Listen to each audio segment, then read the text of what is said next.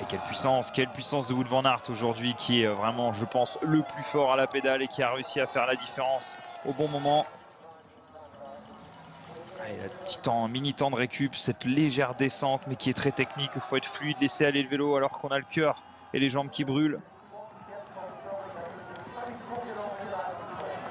Attention, Pidcock maintenant en 3e position qui maintient son effort. Mais Lars van der Haar, il lâchera rien, il est toujours là au contact. Venturena est là au cas où.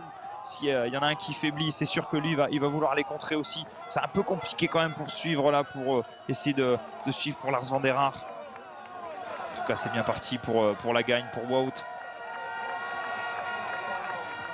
le monde l'applaudit déjà, il n'a plus qu'à assurer maintenant. C'est bien parti.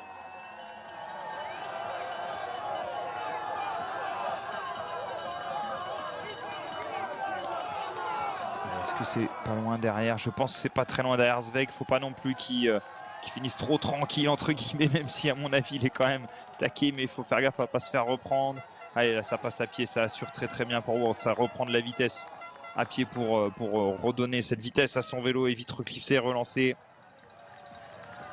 Allez, tout à l'heure Laurent Zweig était passé en vélo. Est-ce qu'il va réessayer? Il réessaye en vélo. Allez, tout en force alors qu'il y a de la boue et très très molle à cet endroit parce que tous les athlètes courent et lui il arrive à passer. Ça va lui permettre d'assurer, à mon avis, sa 2e place. Allez, il ne faut rien lâcher là pour Lars van der Haar.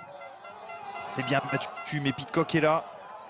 Pidcock a eu un passage à vide à 2 tours, mais là maintenant ça va un petit peu mieux pour aller accrocher un podium. Allez, ça va très vite là pour Zweig, très très vite. Il donne tout jusqu'au bout. Ça doit à son visage, pardon. Il aura tout donné aujourd'hui.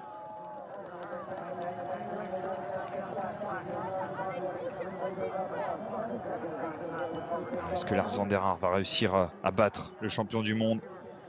Est-ce qu'il est toujours dans la roue là? Ils n'ont pas la même trajectoire, pas évident. Il n'est pas complètement dans la roue, mais attention à Van der Haar au sprint. Il est très costaud. C'est quasiment fait.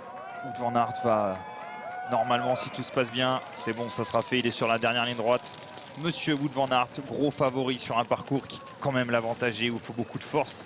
Il a réussi à faire la différence. Première belle victoire pour Wout van Aert. Et quelle victoire! Je pense qu'il y en aura d'autres. Allez, la 2e place pour l'actuel leader de la Coupe du Monde. Allez, attention, ça va arriver derrière. Allez, Laurent Zweig, ok, il est 2e. Mais qui va faire 3e? Qui va assurer le podium derrière? Ça sprint. Ah non, ça va être pour l'actuel champion du monde, Tom Pidcock. Lars van der Haar n'a pas réussi à sortir dans la roue. Et Mikel Venturena qui est toujours là au contact, 5e à 22 secondes, qui aura tout donné et qui n'aura pas fait d'erreur, mais qui est tombé sur plus fort aujourd'hui. Et Jens Adams qui vient coiffer sur la fin de course Eliezer Witt. Quelle course de Jens Adams, 6e. Et qui est revenu?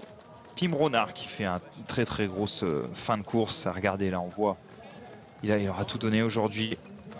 Alors que Wout van Aert a eu quand même un petit problème, hein, on le rappelle, hein, il a pris une banderole, ça aurait pu le déstabiliser, mais il a quand même, voilà, on le sait, il s'est gardé son calme, il a quand même réussi à pas paniquer, refaire demi-tour, aller chercher son autre vélo, repartir, remonter, pour ensuite remonter sur la tête de course et attaquer au bon moment